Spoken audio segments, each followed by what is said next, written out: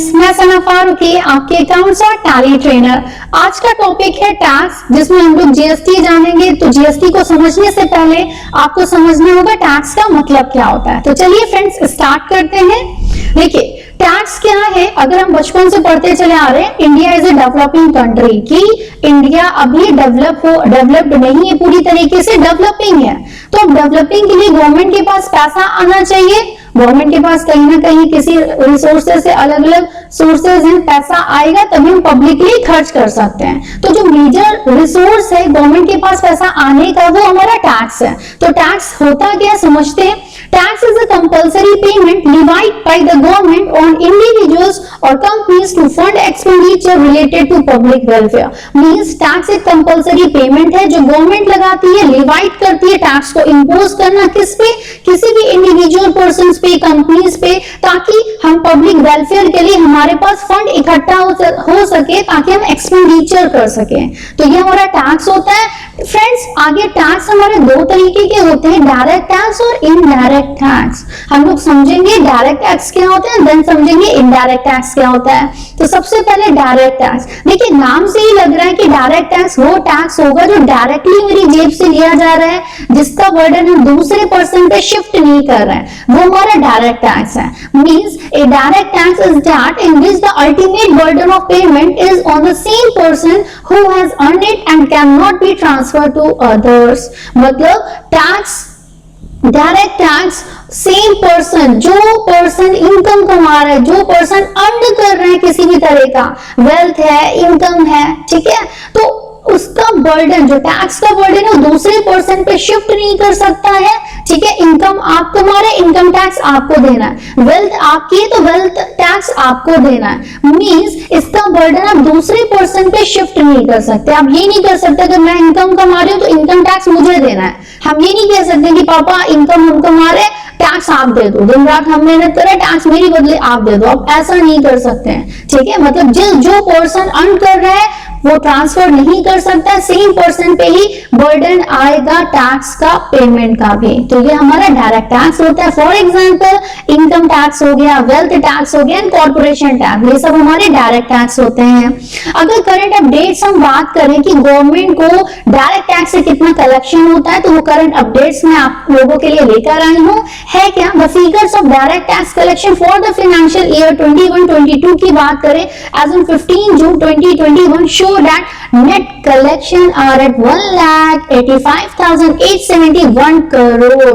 Direct tax से collection है। इस डायरेक्ट टैक्स में आपका इनकम टैक्स शामिल है, वेल्थ टैक्स, कॉर्पोरेशन टैक्स। अगर प्रीसाइडिंग ईयर की हम बात करें तो प्रीसाइडिंग ईयर में 92,762 करोड़ का कलेक्शन हुआ था। इस बार माना जा रहा है कि प्रीसाइडिंग ईयर से 100.4% हमारा इंक्रीमेंट हुआ है डायरेक्ट टैक्सेस में। तो ये आपके रियल के आंकड़े थे जहां भारत सरकार को डायरेक्ट टैक्स से इनकम होती है। नेक्स्ट हम बात करें इनडायरेक्ट टैक्स। तो फ्रेंड देखिए नाम से ही लग रहा है इनडायरेक्ट टैक्स ऐसे टैक्स की बात कर रहे हैं जिसका बर्डन इनडायरेक्टली आपसे लिया जा रहा है, आपको नहीं पता, आप टैक्स दे रहे हैं। मतलब इसका बर्डन आप शिफ्ट कर सकते हैं। If tax is levied on the price of goods or services, then it is known as indirect tax. मतलब goods and services की प्राइस में जो टैक्स लगाया जा रहा है वो हमारा इनडायरेक्ट टैक्स होता है। And indirect tax are levied on the manufacturer or seller of goods. मतलब जो गुड्स बना रहे हैं, जो मैन्युफैक्चरर कर रहे हैं, जो सेलर हैं, टैक्स का बर्डन नेक्स्ट परचेजर पर शिफ्ट करते जाते हैं। एंड फाइनली कंज्यूमर पे बढ़ता है burden by charging a higher price. Means manufacturer ने सामान बनाया, होलसेलर को बेचा, होलसेलर ने रिटेलर, रिटेलर ने डीलर, डीलर ने कस्टमर। तो हर किसी ने अपना टैक्स का बर्डन दूसरे पर्सन पे शिफ्ट करते गए और अल्टीमेटली फाइनली जो कंज्यूमर बेयर करता है टैक्स का बर्डन, गुड्स का प्राइस हाई हो जाता है। तो एग्जांपल है जैसे GST, goods and service tax है, custom duty and excise duty, ये सब हमारे इनडायरेक्ट टैक्स होते हैं। तो चलिए फ्रेंड्स अगर हम करंट अपडेट्स बात करें कि भारत सरकार को इनडायरेक्ट टैक्स में कितना कलेक्शन होता है तो वो देखते हैं। Current updates of indirect tax. The center indirect tax collection rose by more than 12%. मतलब पिछले साल से कंपैरिजन करें 12% बढ़ा है, कितना? रुपीज 10.71 ट्रिलियन 21 फाइनेंशियल ईयर 2021 में इनका कलेक्शन हुआ है। और प्रीवियस ईयर की बात करें तो 9.54 ट्रिलियन का कलेक्शन हुआ था। लेकिन ये माना जा रहा है कि गुड्स एंड सर्विस टैक्स का जो जीएसटी है उसमें 8% की डिक्लाइन हुआ है, घटा है।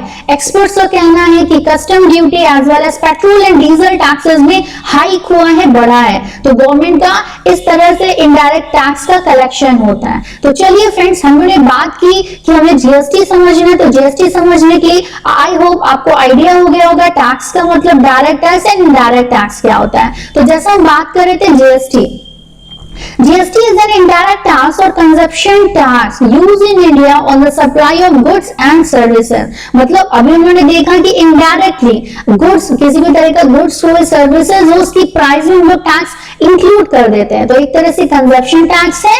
कंजप्शन टैक्स क्यों कह रहे हैं ये भी आगे समझेंगे। गुड्स एंड सर्विसेज की सप्लाई करते हैं तो टैक्स लगता है। It is a comprehensive multi-stage destination based tax। Comprehensive क्यों कहा जाए? Because it has subsumed almost all the indirect tax except a few state taxes। अब फ्रेंड्स क्या कहा जा रहा है कि जीएसटी आपका comprehensive है, मल्टी स्टेज है, डेस्टिनेशन मतलब जहां गुड्स पहुंच रहा है वो हमारे लिए मैटर करता है। अगर हम इससे पहले के टैक्सेस की बात करें तो वो ओरिजिन बेस्ड थे, जहां से गुड्स निकल रहा है वो मैटर करता था। लेकिन जीएसटी की बात करें तो डेस्टिनेशन, जहां गुड्स की सप्लाई हो रही है, जहां सर्विसेज की सप्लाई हो रही है वहां पे टैक्स लगेगा। वहां पे हम लोग डेस्टिनेशन बेस उसे मानेंगे। एंड कंप्रहेंसिव क्यों कहा गया है? क्योंकि बहुत सारे इनडायरेक्ट टैक्सेस थे जो जीएसटी में हमारे सब्स्यूम हो गए, शामिल हो गए, मिल गए, और कुछ फ्यू स्टेट टैक्सेस को छोड़कर। इसलिए किस प्रिंसिपल पे बेस्ड है? One nation one tax. कि पहले बहुत सारे इनडायरेक्ट टैक्सेस लगते थे, ट्रांसपेरेंसी इतनी ज्यादा नहीं थी, उन सबको खत्म करके वन नेशन वन टैक्स का प्रिंसिपल्स को फॉलो किया गया है जीएसटी में। तो चलिए फ्रेंड्स आगे बढ़ते हैं। एप्लीकेबल कब से आता है GST? The tax came into effect from 1 जुलाई 2017 कि 1 जुलाई 2017 में ये लागू हुआ था। गुड्स एंड सर्विसेज के अगर डिफरेंट टैक्स स्लैब्स की बात करें तो कुछ 0% है, 5% है, 12% है, 18% है, 28% है। बाकी पेट्रोलियम प्रोडक्ट्स, अल्कोहलिक ड्रिंक्स हैं, इलेक्ट्रिसिटी है, ये सब जीएसटी में शामिल नहीं किया गया है। नेक्स्ट हम बात करते हैं फ्रेंड, जीएसटी का आपको रजिस्ट्रेशन कराना है तो on registration each business will be allocated a unique. अगर किसी भी बिजनेसमैन डीलर को जीएसटी में रजिस्ट्रेशन कराना है तो 15 डिजिट का पैन बेस्ड रजिस्ट्रेशन नंबर मिलता है, उसको हम लोग बोलते हैं GSTIN, goods and service tax identification number. 15 digit का उसे दिया जाता है। अब वो 15 डिजिट का जो जीएसटीआई नंबर है उसका स्ट्रक्चर क्या होता है friends? State code, 2 state code होते हैं। फिर जो भी बिजनेसमैन अपने बिजनेस का रजिस्ट्रेशन करा रहा है उसका पैन नंबर बेसिस होगा, देन फिर एंटिटी कोड होगा, देन फिर ब्लैंक आपका एक डिजिट दे रखा है, देन चेक सम कैरेक्टर दे रखा है। तो अगर हम इसकी बात करें फॉर एग्जांपल 29 कर्नाटक का जो स्टेट कोड है वो 29 है।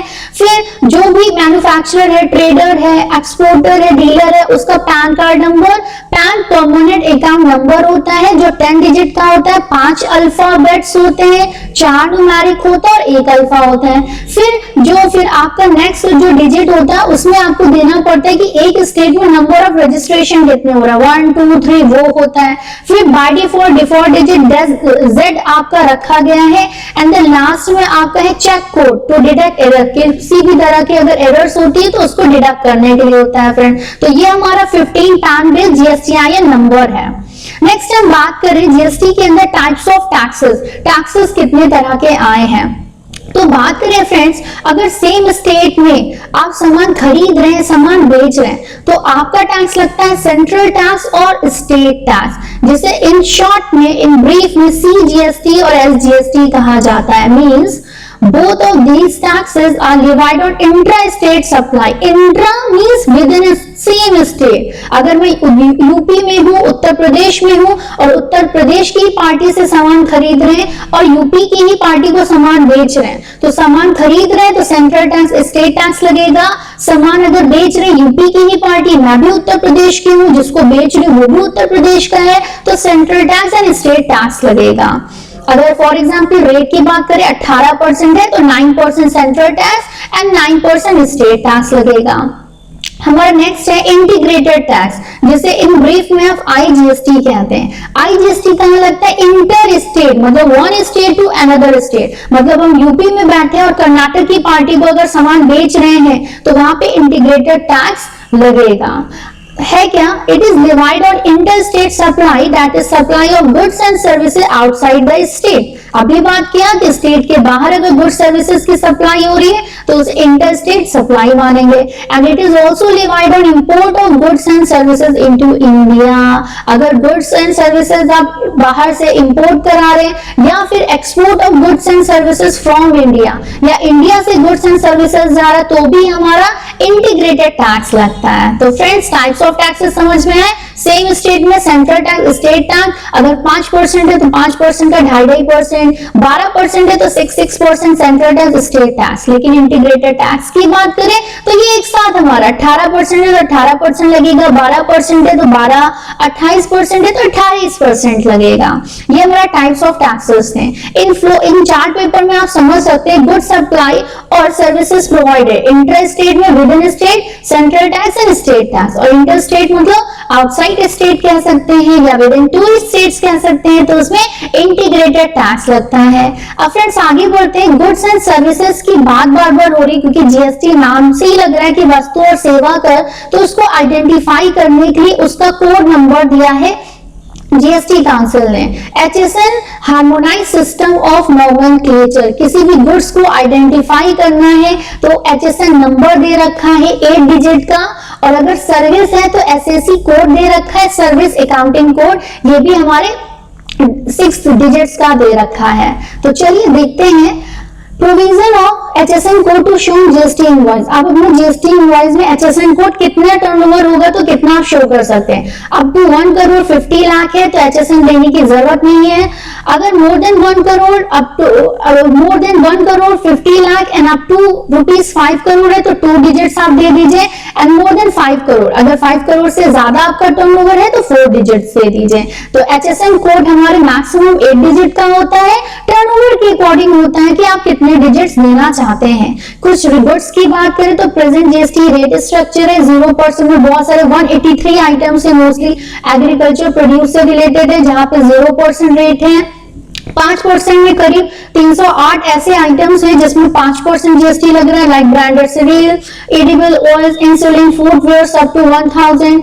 12% का रेट का स्लैब बात करें तो 178 हमारे कुछ आइटम्स है, butter, other fat, pasta, diabetic food, mobile phone, bicycle. 18% की बात करें तो करीब 517 ऐसे आइटम्स हैं जहां पे 18% का जीएसटी रेट लग रहा है, vinegar, marbles, paints, plywood. And 28% की बात करें तो नंबर ऑफ आइटम 28 हैं जो महंगे लग्जरियस गुड्स हैं, सीमेंट है, ऑटो पार्ट्स है, एसी, टोबैको, एरेटेड ड्रिंक्स, इन सब में 28% लग रहा है। इसके अलावा भी 2 और मोर स्लैब रेट्स हैं।